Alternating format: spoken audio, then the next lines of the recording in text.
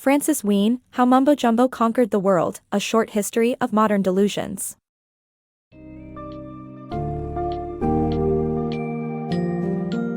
Embark on a journey to unravel the world of modern delusions in Francis Wheen's How Mumbo-Jumbo Conquered the World.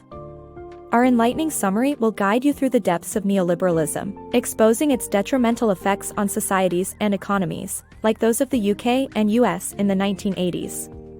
Dive into the murky waters of self-help literature and unmask the charlatans who capitalize on people's desperation. Examine how post-structuralism has infiltrated academia with its vague and ambiguous language, and ultimately explore the breathtaking landscape of the third way of politics that blend right and left while coding it in so-called progressive values. Throughout this summary, we'll discover the power of irrationality and nonsense and contemplate the importance of challenging them for a better future.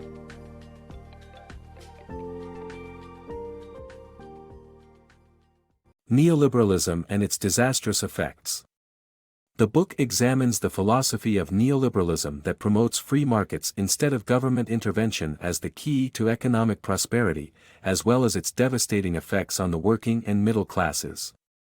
The supply-side economics that became popular in the 1980s was a rebranding of the debunked trickle-down theory that argued that allowing the rich to get richer would help wealth to trickle down to lower and middle-class individuals.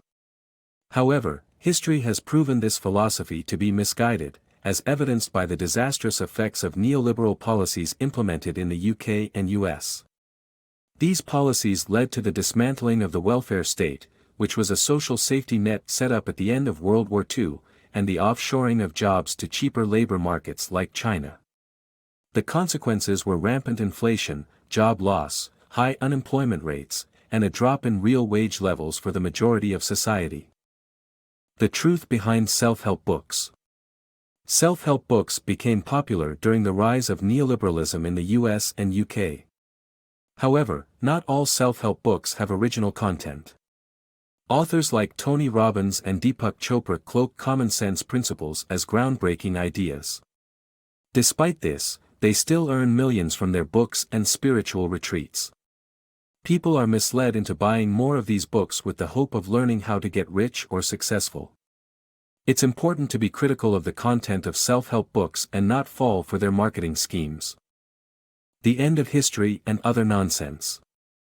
Self-help gurus and academics often gain fame not for their contributions but for their flamboyant styles. The end of history theory is a prime example, which gained attention during the end of the Cold War.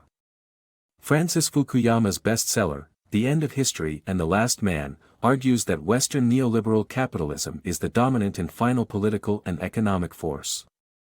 However, his book lacks logical grounding and even suggests that Nazism and communism had little effect on the world. Similarly, Samuel Huntington's The Clash of Civilizations claims that future conflicts will arise from cultural differences as opposed to politics or economics. But his theories are misguided, as he categorizes countries and civilizations in illogical and inconsistent ways. Overall, the end of history and clash of civilizations theories lack factual evidence and rely on emotional appeal. The dangers of post-structuralism. Post-structuralism is a school of philosophical thought that rejects stable meaning, asserting that everything is subject to infinite interpretation. This belief has led to the use of vague, complex language to sound intelligent and has caused dangerous consequences.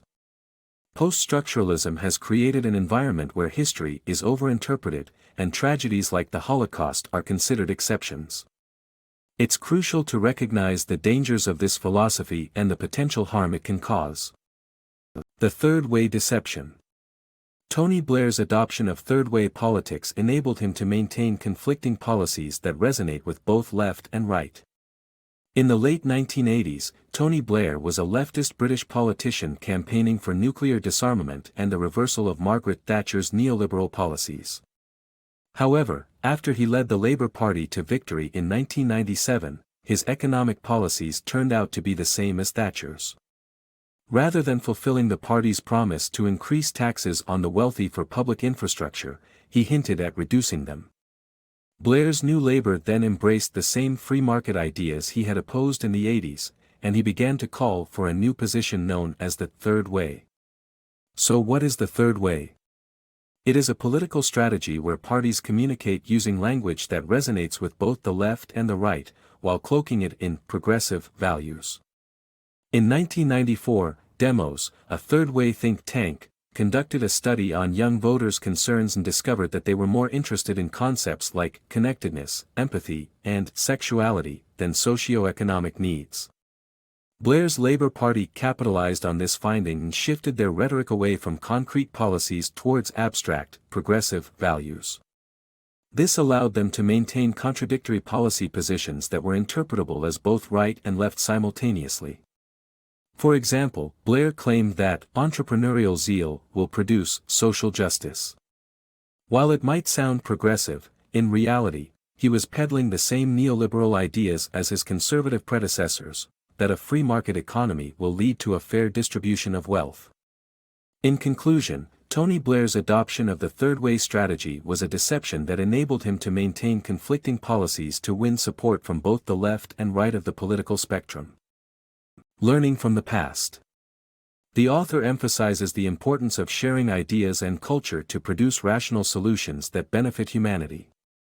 Civilizations have always evolved through the exchange of ideas, and by looking at history, we can learn how people fought restrictive and irrational ideas. By challenging irrationality, humanity can avoid unnecessary suffering.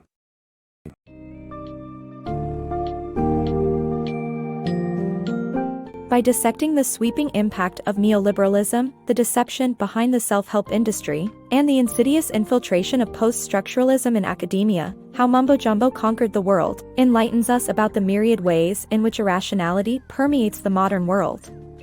As we've learned, the trickery surrounding third-way politics seeps into societies, leaving us to grapple with the aftermath of such irrational approaches. The thought-provoking examples provided by Wheen remind us that it is crucial to confront the irrational and illogical whenever and wherever they emerge. By uniting in our pursuit of reason and encouraging the sharing of ideas, we can challenge this irrationality head-on and foster a brighter, better-informed future for humanity.